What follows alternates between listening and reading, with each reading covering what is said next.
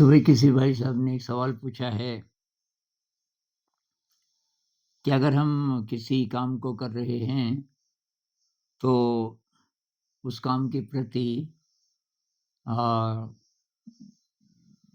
वो काम तभी अच्छा होगा जब हम माइंडफुल रहें पूरी तरह से और माइंडफुलनेस का ये भी मतलब लिया जाता है कि आप सराउंडिंग के प्रति भी माइंडफुल हैं।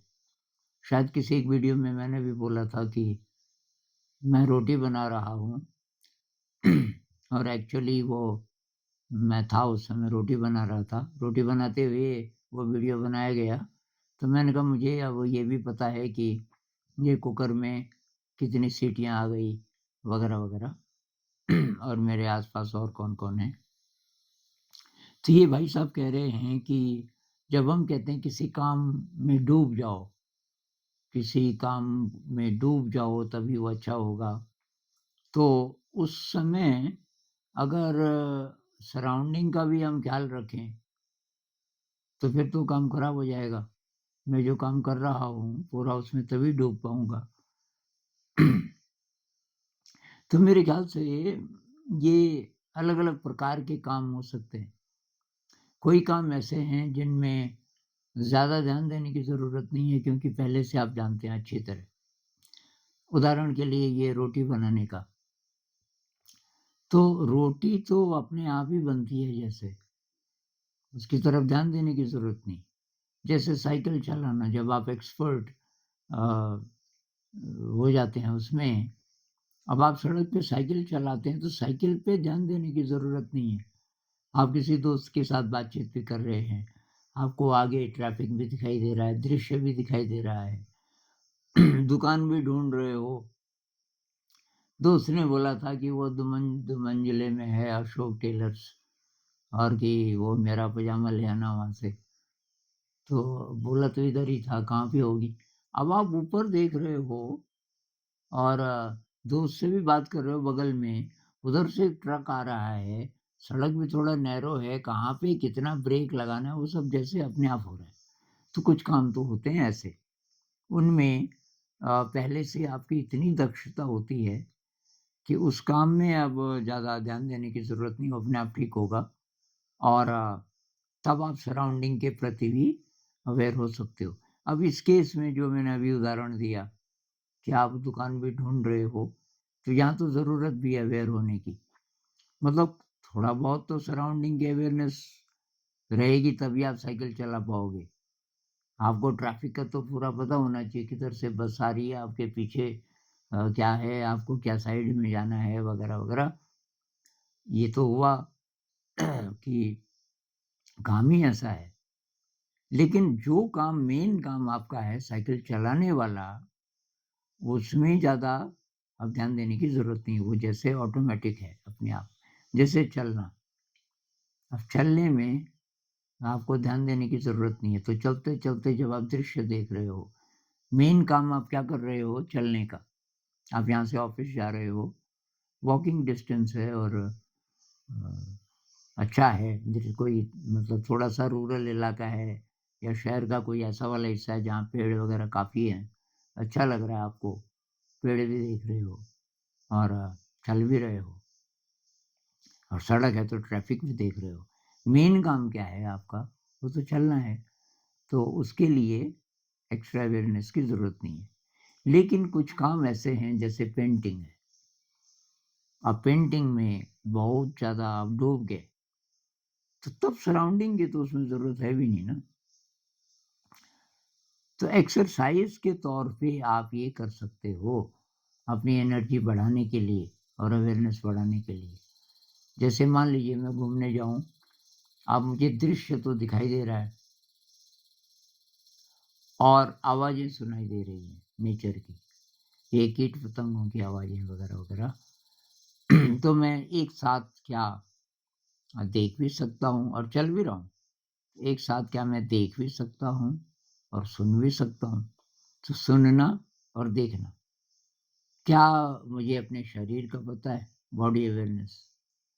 तो बॉडी अवेयरनेस है, देख रहे हैं, सुन रहे हैं और मन को भी देख रहे हैं। अभी काफ़ी सारे काम हो गए। तो ये कर रहे हैं हम एक्सरसाइज़ के लिए, क्योंकि इस समय कोई ऐसा एक काम नहीं है जिसमें कि डूबना पड़ जाए। चलने का काम अपने आप हो रहा है और पहले से पता है। देखने और सुनने में केवल ध्यान देने की ज़रूरत है। कोई एक्स्ट्रा काम नहीं है वो सिर्फ़। तो शिव जी कहते हैं ना कि ये जो 5 नदियाँ हैं, 5 सेंसेस, इन सब से एक साथ अंदर आने दो, बाहर के जगत को। तो ये एक्सरसाइज़ है। अब 5 में तो ये टेस्ट भी आ गया ना, हाँ, टच भी आ गया। लेकिन जितने-जितने सेंसेस उस समय आपके काम कर सकते हैं। जैसे इस वाले उदाहरण में मैं चल रहा हूँ, तो शरीर की मांसपेशियों का पता चल रहा है, बाकी शरीर का पता चल रहा है, बॉडी अवेयरनेस। तो ये हो गया बॉडी का। अच्छा, मुझे दिखाई दे रहा है, तो ये देखने का हो गया। सुनाई दे रहा है, क्या-क्या सुनाई दे रहा है, कितनी आवाज़ें सुनाई दे रही हैं। तो जब भाई किसी काम में आप डूबे हों, तो तब तो वही काम है। और कभी-कभी लोग इतना डूब जाते हैं कि जो बेसिक अवेयरनेस है, वो भी खत्म हो जाती है। ये आइंस्टाइन के किस्से हैं ना कुछ।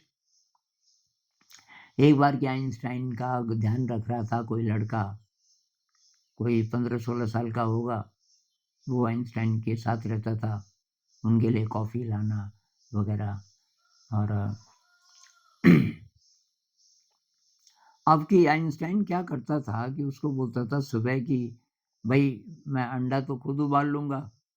उनके कमरे में कुछ था, वो जिसमें वो उबाल सकता था। तो 2 अंडे शायद वो उबालता था, लेकिन टाइम देख के। ये मान लीजिए कि 2 मिनट का टाइम, 2 ही मिनट उबालने हैं, ज़्यादा नहीं। और उसको बोलते थे तू तब तक कॉफ़ी ले आ। और अब 2 मिनट, तो उनके पास रिस्ट वॉच थी, तो उसको उतार के हाथ पे पकड़ लेते थे, रिस्ट वॉच को टाइम देखने के लिए। तो वो आ गया कॉफ़ी लेके और बहुत हैरानी से आइंस्टाइन को देखने लगा। फिर करीब हो गया आधा मिनट, तो उसने बोला कि साहब जी। आइंस्टाइन ने कहा हाँ, कि मैं कॉफ़ी ले आया। अच्छा, अच्छा रख दे। वो फिर भी देखता रहा कि साहब जी, अरे ये रख दे वहाँ पे। नहीं, नहीं, कि मैं पूछना चाहता हूँ कुछ। क्या पूछना चाहता है? कि आपने हाथ पे ये अंडा क्यों लिया हुआ है? अंडा? हाथ में तो घड़ी होनी चाहिए। फिर उन्होंने पैन में देखा, घड़ी पैन में डाल दी थी।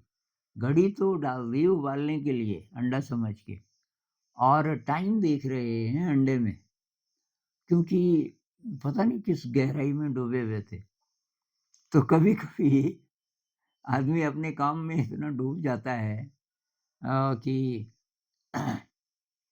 ये जो मटेरियल वर्ल्ड में जो चीज़ें हो रही हैं, उनकी अवेयरनेस ही खत्म हो जाती है। तो ख़ैर, अवेयरनेस के कितने लेवल्स हैं, ये कहना बहुत मुश्किल है। अ, लेकिन फ़िलहाल हम ये कह सकते हैं कि जब तो आप एक्सरसाइज़ कर रहे हैं और ब्रेन की पावर बढ़ा रहे हैं, एक साथ सुनना और देखना, इससे क्या होता है? ब्रेन का जो हिस्सा देखता है और जो हिस्सा सुनता है, उसके बीच न्यूरॉन्स के नेटवर्क्स आप बना रहे हैं। तो ब्रेन एक्सपैंड हो रहा है। ये पाँचों इंद्रियों के साथ होता है। एक से ज़्यादा से जब आप काम लेते हो, तो ब्रेन में नए न्यूरॉन्स के नेटवर्क्स बनते हैं। बॉडी अवेयरनेस के साथ आप देख रहे हो, तो बॉडी अवेयरनेस दिमाग के किसी एक हिस्से का काम है और देखना दूसरे हिस्से का। उन दोनों के बीच आप नेटवर्क्स बना रहे हो। तो ये ब्रेन आपका एक्सपैंड कर रहा है और आपकी सारी शक्तियाँ बढ़ रही हैं। वो तो हुई एक्सरसाइज़, माइंडफुलनेस की एक्सरसाइज़। दूसरी बात है कि जनरली माइंडफुल रहना, तो उसमें ये बात आएगी कि आप कोई काम भी कर रहे हो अगर, ऐसा वाला जिसमें ज़्यादा स्किल की ज़रूरत नहीं है, क्योंकि वो ऑटोमेटिक टाइप का है, आपको पहले से आता है। तो उसके साथ आपको और क्या-क्या पता चल रहा है, उससे ज़रा-सा वर्तमान में रहने में मदद मिलेगी। लेकिन आप किसी काम में डूबे हुए हो या डूबना चाहते हो, बहुत ही ज़्यादा जैसे म्यूज़िक जैसे मान लीजिए मैं म्यूज़िक बना रहा हूँ, तो तब भी कुछ चीज़ों का तो पता चलता ही रहता है। अब मान लीजिए कि मैं कोई नया गाना बना रहा हूँ और उसमें डूबा हुआ हूँ, लेकिन तब तक स्कूल की घंटी सुनाई दी, तो सुनाई देती है स्कूल की घंटी, फिर ख़्याल आता है, अच्छा तो छुट्टी का टाइम हो गया, तो अब नहीं लिख पाऊँ, ये गाना अभी नहीं बनेगा, अब तो लोग आ जाएँगे, क्योंकि मैं वो काम तभी करता हूँ जब यहाँ कोई नहीं होता, सब स्कूल गए हुए हैं।